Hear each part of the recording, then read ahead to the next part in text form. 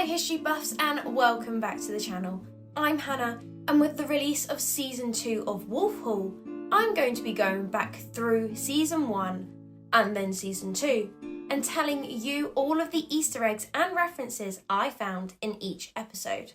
Hi everyone, I'm so excited to finally share something that I've been working on for months. My book. I have poured so much love into this project, working closely with my amazing illustrator to make it as vibrant and engaging as possible. It's full of fun rhymes and colourful pages that bring history to life. Because, let's face it, King Henry VIII and his 6 wives had some seriously dramatic stories. You'll meet 3 Catherines, 2 Annes and 1 Jane, and you'll finally nail that classic rhyme: divorced, beheaded, died, divorced, beheaded, survived. Whether you're a kid or a history buff just like me, or just someone who loves a good story, I think you'll love this book. It's been such a joy to create, and I can't wait for you to read it yourself. You can grab your copy now on Amazon, just click the link below, and if you do, let me know in the comments section below. I'd love to know what you think. Thanks for all your support, and happy reading! With that, let's start with the episode title, Anna Regina, which is Latin for Queen Anne. The episode starts in 1531, so Anne is not queen yet, but it foreshadows her coronation that happens later in the episode in 1533. And the position that she is destined to take as queen. And can I just say, I am loving being able to break down the episode titles as well as what is happening within the episode. And I think it just goes to show how carefully this show is thought through. We open on Sir Thomas More torturing a heretic while Thomas Cromwell is looking at a picture of a woman burning, showing both sides of the coin in England. We then cut to Cromwell being with Katherine of Aragon and the Princess Mary, who is looking very sickly. Katherine basically tells Mary to man up, but Mary insists it's down to her woman disorder, which I think we can guess is reference to her period. I only bring this up because we know that Mary did struggle with her hormonal health, especially when she was younger, and it's not often brought up in media. This also fits nicely into the timeline because we know that from 1531, the year that this episode begins, Mary was often sick with irregular menstruation and depression.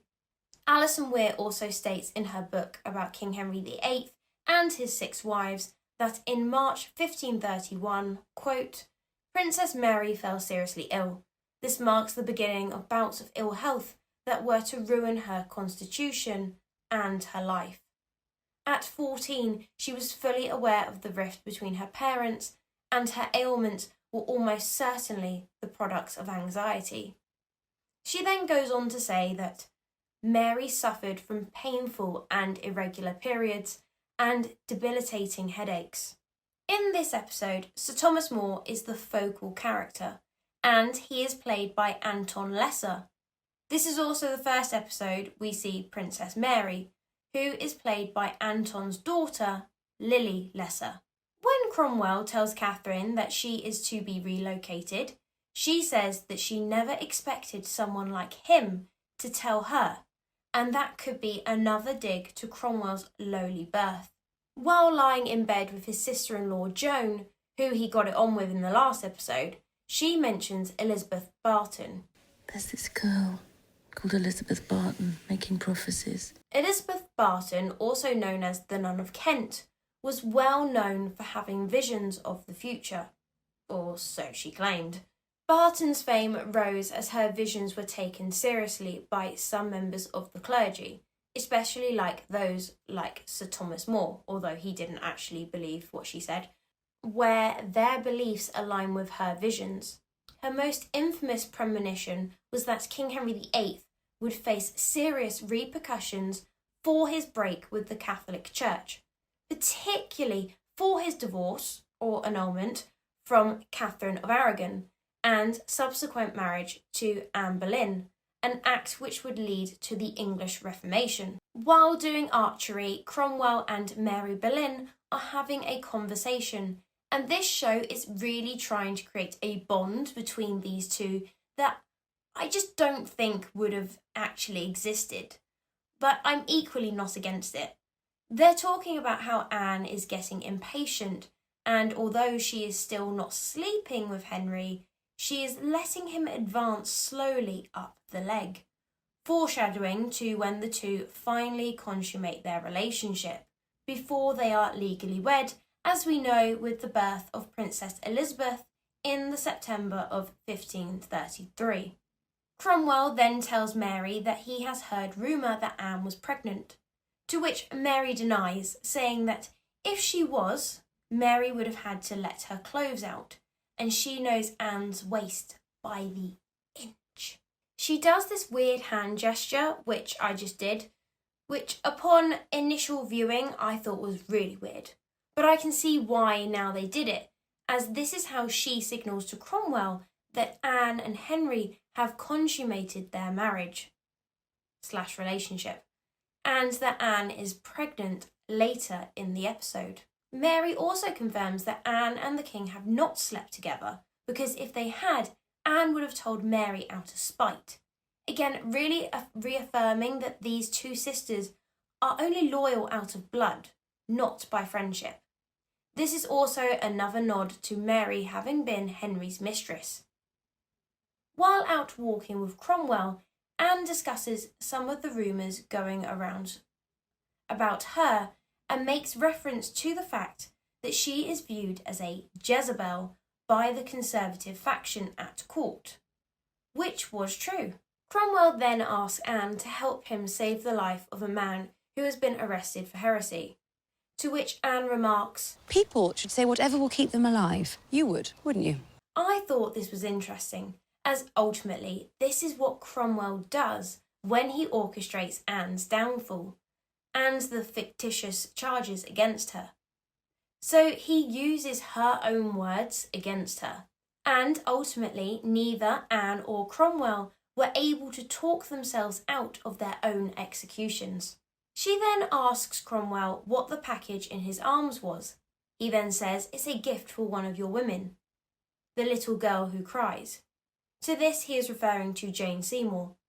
Anne then laughs and catches Cromwell up on some of the court gossip. Didn't you hear? Her father, dear old Sir John Seymour, he was caught in the hayloft with his son Edward's wife. It seems he's had her every week for the last 2 years. So what Anne tells Cromwell potentially happened.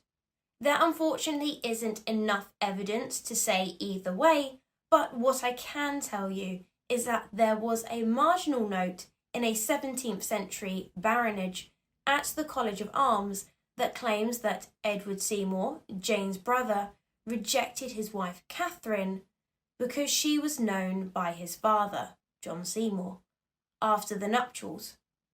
There is other evidence that comes from Peter Heylin in 1674, however.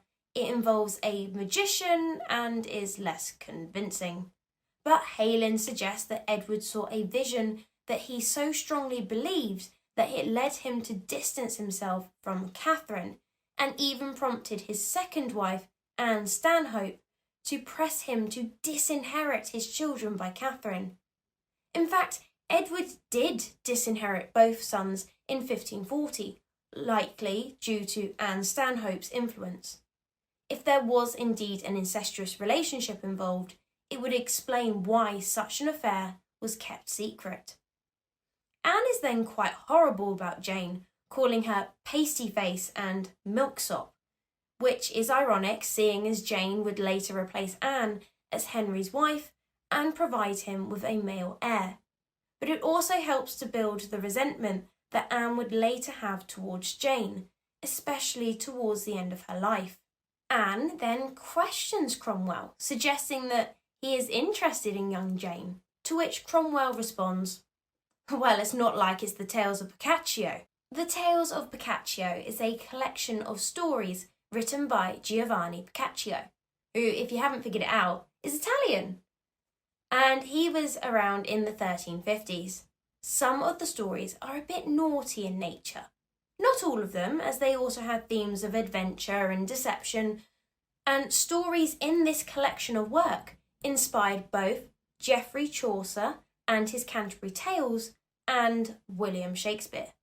The Tales of Boccaccio would then become the basis for the Netflix show, The Decameron, which is also the name of one of his later works. Which is why Anne responds like this. Oh, they could tell Boccaccio a tale. Those sinners at Wolf Hall. Suggesting that there is enough scandal and immorality going on at the Seymour home, it could be one of Boccaccio's stories. Thomas More comes to visit Cromwell. Cromwell offers More food and drink, which he rejects, although he actually outright ignores the second offer, showing that More is not here for a friendly visit. You can feel the tension between the two men. They talk about James Bainham's torture, inflicted by More in order for him to recant, to which More lists numerous other torture methods he would have been prepared to use to get Bainham to recant. To save his soul, I would have had him whipped. I'd have had him burnt with irons. I'd have had him hung by his wrists. Showing us just how steadfast Thomas More is in his Catholic faith. A faith that, spoiler alert, he would die for. Actually, you know what? It's not a spoiler because it's been 500 years. James Bainham was a Protestant reformer and a lawyer like Cromwell. More then turns on Cromwell and says, "I think your faith is for purchase," making Cromwell a polar opposite of More.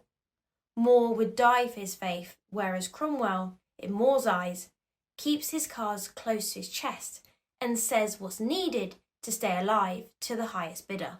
More then discloses that he knows that Cromwell has been in contact with William Tyndale, another Protestant reformer who translated a lot of the Bible into English. Cromwell then asks More if he is threatening him. Now, to me, Cromwell is a very clever and calculated man, and More was once an ally. Maybe not so much a friend, but close enough to meet the family and dine at his table. So I interpret this as Cromwell scoping out whether More is friend or foe with the changing political landscape. Cromwell was very good at orchestrating people's downfalls, and I think in this moment, this fictitious version of Cromwell is thinking, do I need to add Thomas More to my list because More could be a dangerous enemy to have? At this point, we are in 1532, and Cromwell's love life takes centre stage. Next, as Joan informs him that her mother has discovered their affair, leading to the decision to end it. Historically, Cromwell was a widower without any strong romantic associations. Wolf Hall reimagines him as a sex bomb. In this episode alone, he spends the night with one lover, is approached by another woman with a proposition, daydreams about caressing a third, and begins exploring the possibility of a relationship with a fourth. Sex bomb, you're my sex bomb. Sir Francis Bryan, a cousin of Anne through her mother's side, interrupts the moment as he needs Cromwell to fix the Henry Percy problem that has reared its head again.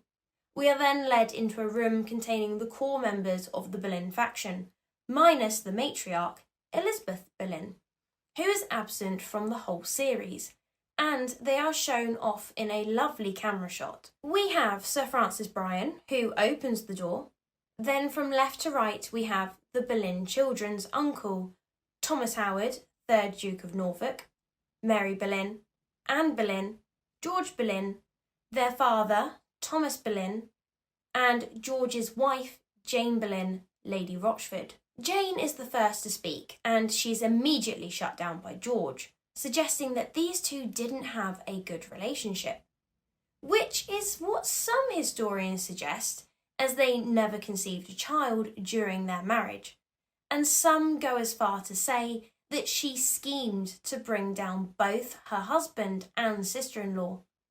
But equally, Jane would have been an integral part of the Boleyn faction, as she accompanied Anne Boleyn to France for diplomacy reasons. And we know that she lost her life trying to help her cousin by marriage, Catherine Howard, when she was queen. So I don't particularly agree with Jane's portrayal in this series. So far, we have seen her and the other Boleyns clashing, and we see her scheming behind their backs. Dr. Cat from the channel Reading the Past has a fascinating view on Jane and her allegiance, and Dr. Cat even mentions in the video that she has had the opportunity to play Jane Boleyn and really get inside her head. I will leave the video linked, so please go show her some support and check out her channel. Her channel is amazing and so are all of her videos. I also think that Hilary Mantel, or the show at least, has kind of tiptoed that line between the two common beliefs of Jane Boleyn, as we are seeing her in the assembly of the Boleyn faction, showing that she is at the heart of this as a trusted member of the Boleyn faction, and as mentioned earlier, even the siblings' mother isn't present. So Jane didn't have to be here. The shattered glass that Cromwell picks up off the floor symbolises the Boleyn family and how the cracks are starting to show. By the end of Henry's reign, only Sir Francis Bryan and Thomas Howard, Duke of Norfolk, are still alive. 3 of whom are in the room would have been executed for treason. Cromwell picking it up off the floor and handing the shard to Anne represents how he is holding them together as the glue, the fixer. Cromwell goes to find Henry Percy, who is in a brothel, and we cut back to when Percy arrested Cromwell's friend and mentor Cardinal Wolsey. It is at this point we get a sneak peek into Cromwell's list, a list of people he wants to get revenge on for their cruelty towards the Cardinal. But being ever tactical, he only strikes when the moment is right, hence why Henry Percy is first on the list. His interaction with Henry Percy is also an example of Cromwell saying whatever is needed to be said in order to stay alive, a callback to his conversation with Anne Boleyn earlier in the episode. Although there is an element of truth to what Cromwell said, I can't help but think that he over-exaggerated just to get the point across to a drunk Percy, and to nip the matter in the bud once and for all. We cut to Anne and Cromwell watching from a window as Thomas More resigns from his post as Lord Chancellor, much to their happiness, and we see a weird scene where Cromwell fantasises about caressing Anne, to which I'm like, that's weird, get a room. Although Anne and Cromwell are working together, the idea of lust from his viewpoint is just a bit weird.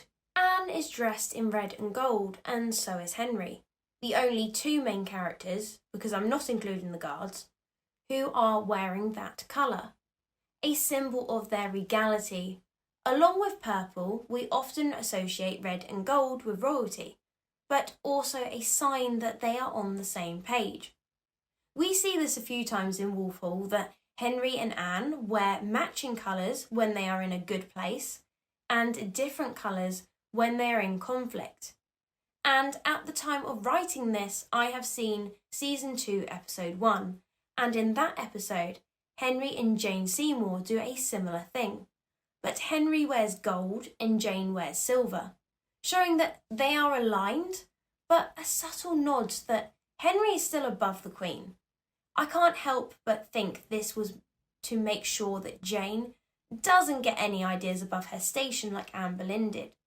We are not equals, it's my country and you are second to me.